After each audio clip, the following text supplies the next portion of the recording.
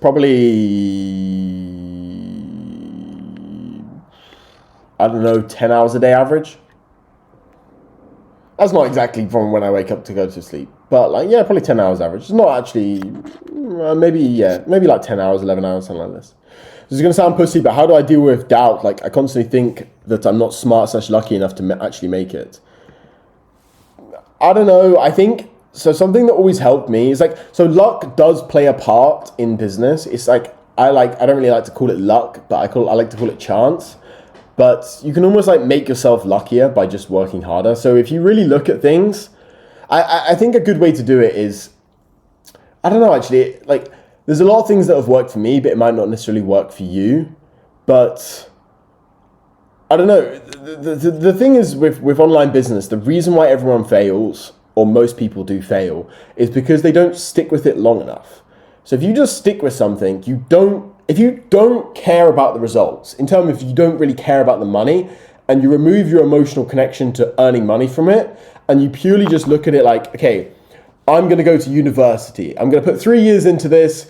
I'm going to figure it out, and I'm just going to try and learn as much as humanly possible and learn practical skills. Then you're going to come out of it after the 3 years having earned a bunch of money and learn a bunch of skills. So it's almost like if you don't focus too much on the actual results, it's easier to get the results. That's what worked for me. That's what worked for me. I just looked at my first couple of years in business as like, okay, everyone I know is going to university. They're going to come out of it in debt and have learned very little practical skills, if no practical skills. Whereas after these 3 years, I'm going to have come out of it, at minimum, learned a bunch and maybe earned some money. And I came out of it like literally a millionaire. So yeah, maybe that helps. Have you ever tried running a general store on Etsy? I know niche down is key, but this has been a thought of me for such a long time, especially for testing and whether something just hits just niche it.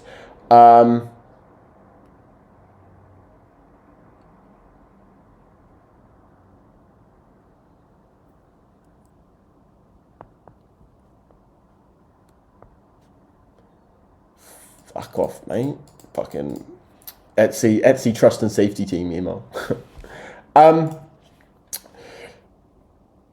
General store on Etsy. Yeah, so I have tried it previously, and it kind of works. Like, you do get sales, but I just found it difficult to actually scale the store like beyond like 10 a month. And I just found it better to like actually reach that level of scale. It's just always better to just niche down. But yeah, you can niche down. You can do like the Shopify thing where you're doing a general store, you're mass testing. But I just think it's better to focus on niche down. That's what I do. Did you make most of your money with Etsy?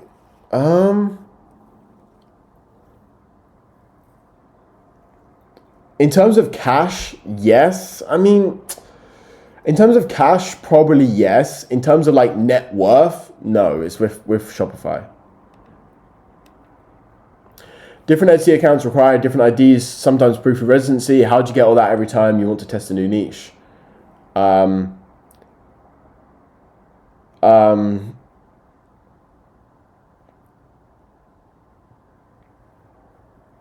It's very easy to be honest. I don't know.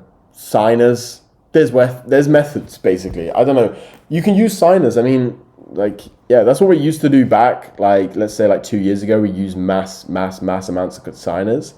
And I mean, I have like 100 people's details, like obviously all legally and with their permission and stuff, and we pay them, and yeah, it's kind of that simple. But everyone has like 5 friends or family members that you can ask for details, and you can do it like this. Are there 3 stores, different accounts and bank accounts? Yes, that's what you want to do.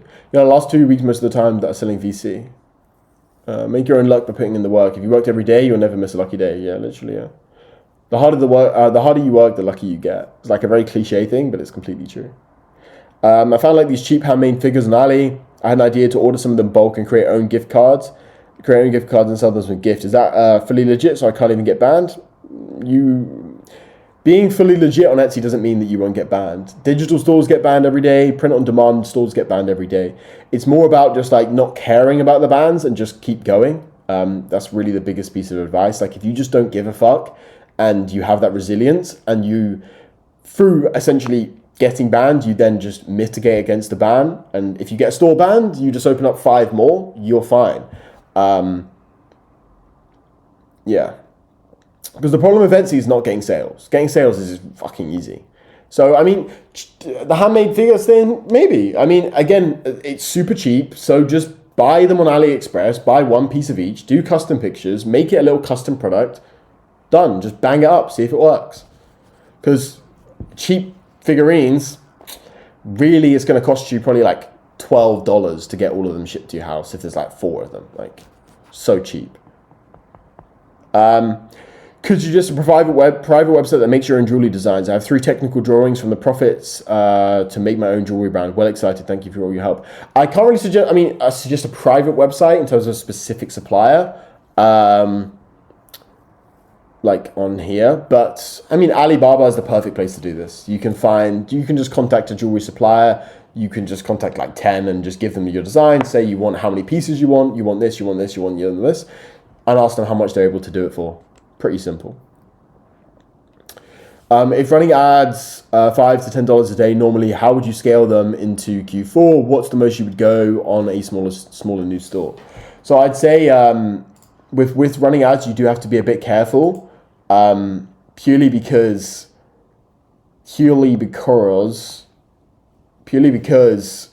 it does bring more heat to your store if you do run more ads. But really, it's like there's no specific amount. So like you can scale it as high as you possibly want.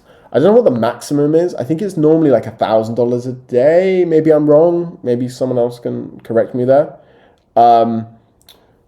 But yeah, like you can literally go as high as possible. And basically the way that we do it is like surf scaling. So essentially, if we're having really good results, we keep increasing the budget. If we're having bad results in that like 2-3 hour period, we decrease the budget. And then obviously increase, decrease, increase, decrease. Just do it like that.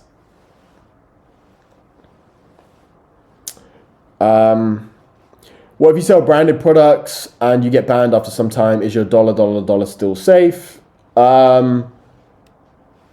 Normally, yeah. Normally it is fine. You get it back after 6 months if you get banned. So normally, yeah.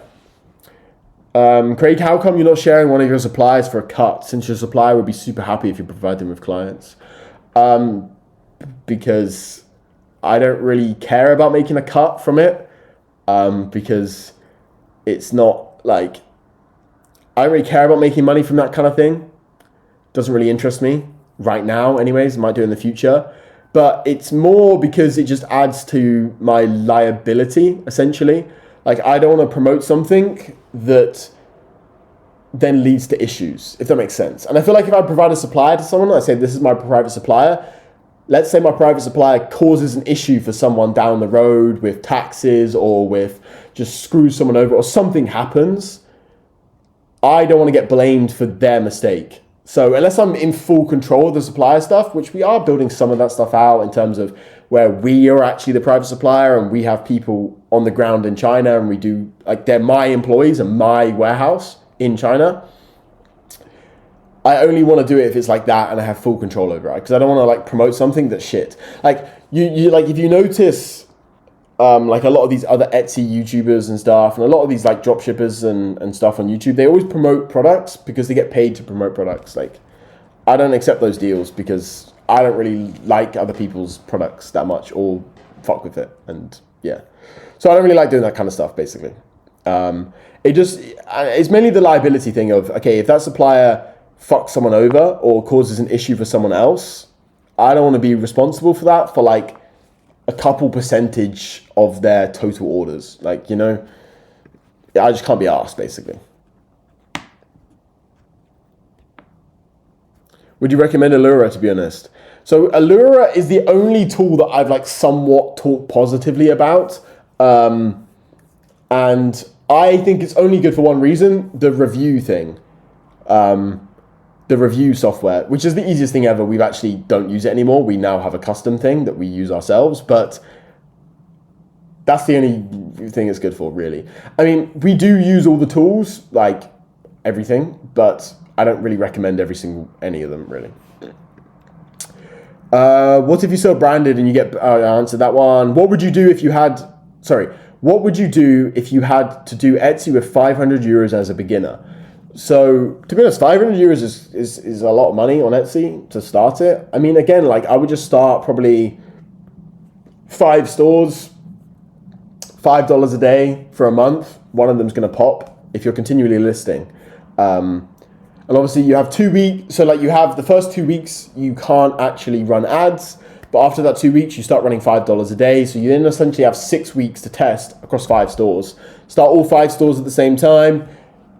List one product every single day on every single store. So then in that 6 weeks period, you have, I don't even know how many products you have. What, like 250 products? Yeah, 250 products. You would have spent 500 euros testing everything out. You're like easily make money. Don't know if I explained that great, but yeah, gatekeeping.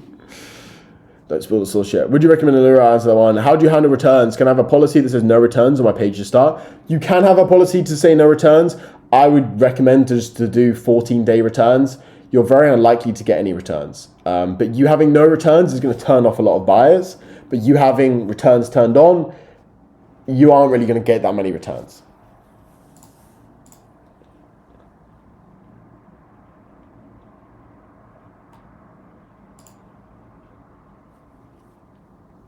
Do you use an extension to see tags? Or do you recommend doing tags yourself? I do. There's like Etsy tags. I think that still works. But I like to do tags myself because right now we mostly are going in the same niches. So I kind of know what works. So I know which tags work in which niche. We have templates that we follow.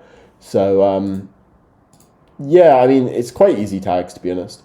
And to be honest, SEO does not fucking matter on Etsy really that much at all. The most important thing is always the best product. Like if you have a really good product and you have really good pictures, then the tags don't matter. I've seen some really big products have 0 tags, have like a 4-worded title, and you can see that they're like printing literally tens of thousands from one product every single month. So don't worry too much about that basically. But yeah, just steal tags from other people, put in some of your own. Always do 13. Just do it based upon what you think people would search for your product. Make them accurate for your product. And the tags are great. Like, you don't have to deep it too much. Once you've then done it, in terms of once you've started the store, once you kind of got it up and running, you'll be good. Do you have a pre-built website you made? Low competition, very key, isn't it? Yeah, low competition is super key. Do you have a pre-built website you made yourself that you're using? Or do you rebuild every time with gem pages? No, we use a template. We use the same template over and over again. But we don't test that many new stores. So we use like a rough template and then we edit on top of that. We don't test that. We don't mass test with Shopify. The way we used to do it is, yeah, we would have a template on gem pages. We would always share that template across from the different stores and we would just edit it slightly every time. When you start multiple stores, let's say with signers or something, does that look fishy to Etsy that they're all being ran from the same place? Yes. This is why you use proxies to hide your IP and you use Ads Power.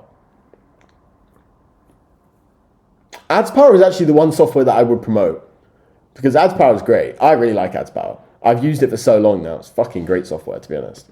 But those Donnies are like Chinese, so like they're like complicated to work with. It's like the weirdest software ever. It's like they've got a nice UI, but then like some of it's in Chinese and it's kind of weird at the same time. And it kind of just like keeps running on your computer as well. But yeah, definitely some fucking spy software. They're literally spilling sauce for free. Bro, there's 25 people in here.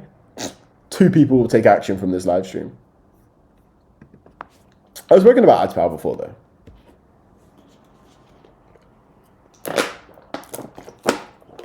What would you do? What would you do if a customer from France bought from you and you're doing drop shipping from AliExpress? What do you need to tell the supplier since you need to put iOS on the package? So you just tell the supplier iOS number for Etsy. It's always the same. You tell them what to put on the package. Normally I like to do address line 3 iOS, then the amount, and that's it. But yeah, don't deep things too much. Don't worry. Don't worry.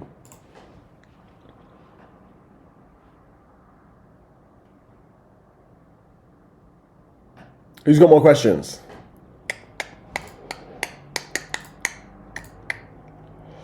Hey guys, give me more questions. I'll answer more questions. We'll go for like another 5 minutes or so. How long are we going for? Fucking hell, we're going 40 minutes. Bro, that's flown by. Will the live be online? Yeah, so you'll be able to watch this back. I'll leave it on the YouTube channel for a little bit. If you click on the YouTube channel, also subscribe as well. Please. Please. I should probably like post on this channel, shouldn't I? I haven't posted in so long. But anyways, yeah, if you click on the YouTube channel, you can see like home, videos, live, podcast, playlist, community. If you click on live, this live stream will always be shown there. Did you make it to the gym in the garage? No, because I've been busy. Do you think you'll ever need to buy a warehouse in China?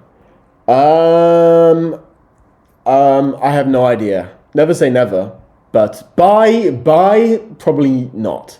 Rent or lease for a long period of time, maybe, but I don't know. Thanks for your sub, YouTube and Telegram. Cool. Yeah, I'll probably do more live streams. I mean, I just always forget, to be honest. I think I said in the Telegram the other day that I was going to do a live stream and then I just forgot. Can you explain more about the iOS S? So essentially the iOS S is just the iOS S is essentially used because Etsy has prepaid for the taxes that are due on that parcel. So if you put Etsy's iOS S number on the parcel, the customs officer is going to know and understand that the taxes have already been paid and they're able to like check it basically. So that way your customer doesn't get charged double for the taxes because they've already been charged for the taxes by Etsy and they're also going to get charged for the taxes when they receive the parcel. So just put it on there basically. How do I go about paying taxes once my dropshipping reaches that point? What do you mean reaches that point?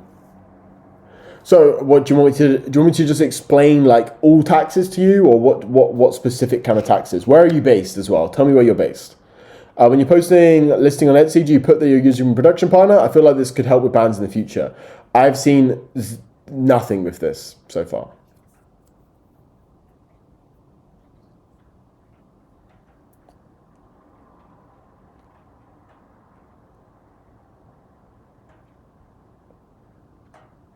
Ripper Beats, I've seen no difference with this.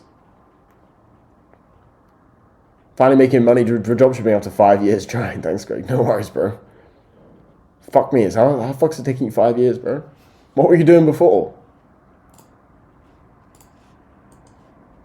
I'm based in England. Okay, so I know English tax laws reasonably well, but when you are doing a lot of money, go speak to an accountant. Well, not even a lot of money. If you do like 100K revenue, speak to an accountant. They'll be able to give you proper, like legal, like correct advice.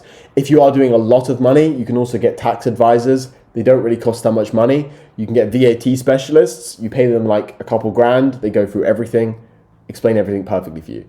But roughly, in England, pardon me, in England, you have a few taxes to worry about, okay? So you have personal income tax. That is tax on any money that you take to yourself from your business, okay? You have capital gains tax. Capital gains tax isn't super relevant, but whatever. We'll forget about that kind of stuff now. Business tax is what we'll talk about. Fuck the personal tax stuff. That's not that relevant. You have corporation tax, which is 25% of your profits you have to pay to the government. The way you do this is you get an accountant and he does it for you. That's as simple. He will tell you what you can claim, what you can't claim. He will sort everything out. Normally, he will either do the bookkeeping himself or you'll do the bookkeeping in terms of categorizing all the transactions, or he'll recommend someone that can do it for you for a small fee as well. Accountants aren't that expensive unless you're doing loads of money. But normally they're a few percent of your revenue, very small amount, like not much. We're talking maybe £500 a year for a base level accountant. So it's like 40 quid a month just to do end of year accounts. And in terms of, do I also have to register as an LLC or a business, something like that? So in the UK, it's not LLC, it's a limited company. So essentially, don't really worry about it until you've done like maybe 10 grand in revenue, because it doesn't really matter that much until that point. Once you've done that, then I would personally recommend to register as a limited company. Once you register as a limited company, you have an obligation to fulfill company accounts. Just get an accountant and they deal with it for you. Another piece of tax you have to worry about in the UK is there's a VAT threshold. So VAT is value added tax, it's sales tax. So on every single item that you buy, basically in the UK, 20% of what you spend goes pretty much straight to the government. It's a little bit more complicated than that, but that's basically what it is. So there's a threshold to that. If you make, so basically the threshold is £90,000 a year. So if you make over sales in excess of 90 grand a year to the UK, you have to register for VAT. So yeah, think about this kind of stuff. Joining Etsy Kings in the week, super excited. Good. See you inside. Choosing ship products and also having babies. Yeah, having babies would cause a bit of distraction, I suppose. But what should I tell to the seller of AliExpress about the iOS? Say, here is the iOS S number. Put it on the parcel. They're not idiots. They'll know what to do.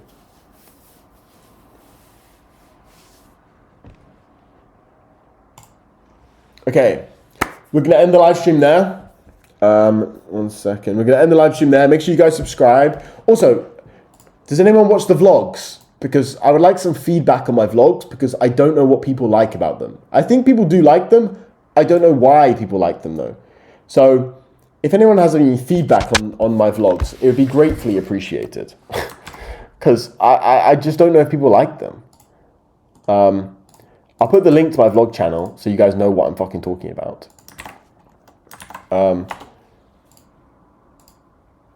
Yeah, tell me, if you watch the vlogs, tell me why you like the vlogs. And ask a couple of more questions as well, and then we'll finish in a sec as well. But that's the vlog channel there. I mean, go subscribe, go watch the videos if you haven't already. But tell me what you like about them as well, please. Because I would like some feedback on them. Apart of Etsy Wizards, what's the difference between that and Etsy Kings? So Etsy Wizards is just basically a video course, very basic information, doesn't go super in depth. Etsy Wizards is £1, right? So it's basically the same as the free guides on this YouTube channel right here. Basically the same. Etsy Kings is like a full community. You get access to private coaches. I do private live streams in there twice a week. You get a much more in-depth course, like much more in-depth, goes much more into opening more accounts, exactly how you open more accounts. Like it goes way more in-depth, basically what it is. We also do in-person meetups. We've done some in like US, Mexico, all over Europe. We did one in Marbella a few weeks ago. We do regular ones in the UK every month. It's just a million fucking more things, basically. But yeah, I mean, if you want to know more about Etsy Kings, I'll post the link as well to that, so you can check that out as well. Yeah, essentially Etsy Wizards is just very, very basic, like really basic knowledge. How quickly can you see results? I have the confidence and mindset, I'm just new to the model. To be honest, if you do things like all right, you'll see sales in like 2 weeks. Is really it. Like you'll make some revenue your first month. Like if you really. Like, just follow the free guides on this YouTube right here. So if you click on my YouTube, you click on videos, and you go, just click most popular. Click by most popular. Watch my most popular video on this channel. It's got 21,000 views. How to start, 45-minute guide. Very easy to follow. Just watch that, get started, really. You'll figure things out. When using other stores, does not having them in your own name mess with your taxes? No, because you set them up under businesses. So they may not be in your name, but you put them to a business. So it doesn't really matter because the tax liability gets transferred over to the business. Hey bro, same, 2 kids, a lot of time and money. I mean, running stores without any reviews, lol, kind of stupid, isn't it? Yes, yes. Might decrease my sales, getting better clips, low amount of sales right now. Yeah, you need fucking reviews. We say because it's Craig filming them. What? What do you mean? Well, the vlogs, yeah, it's me filming them, yeah. Most of the time, anyways. She sounds good. Wants to make it a bit more. My dropshipping, I'm down to join. Yeah, cool, man.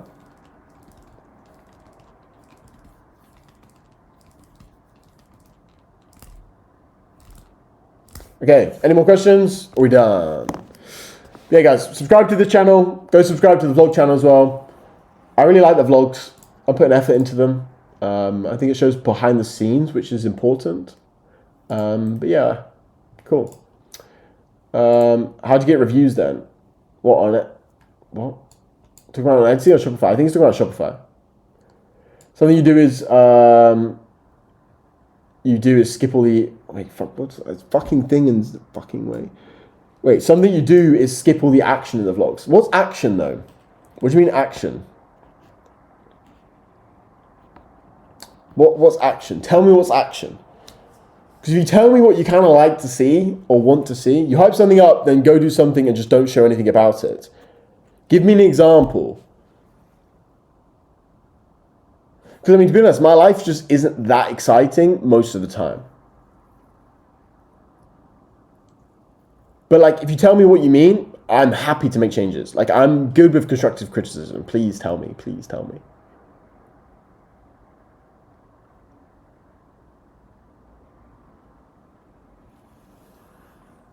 You speak about doing a deal or you go in a store or do something.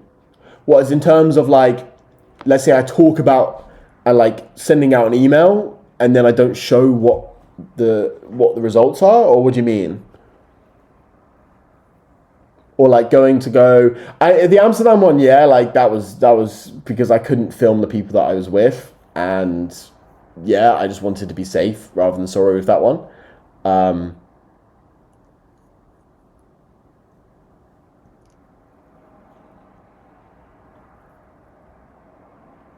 Yeah, it's not like that. Okay, yeah. That makes sense then. I can do that. I can do that more. Okay, cool. We can finish the live stream there. I'll see you guys in a bit. Safe. But yeah, subscribe. I'll do another live stream soon, maybe. Join the Telegram.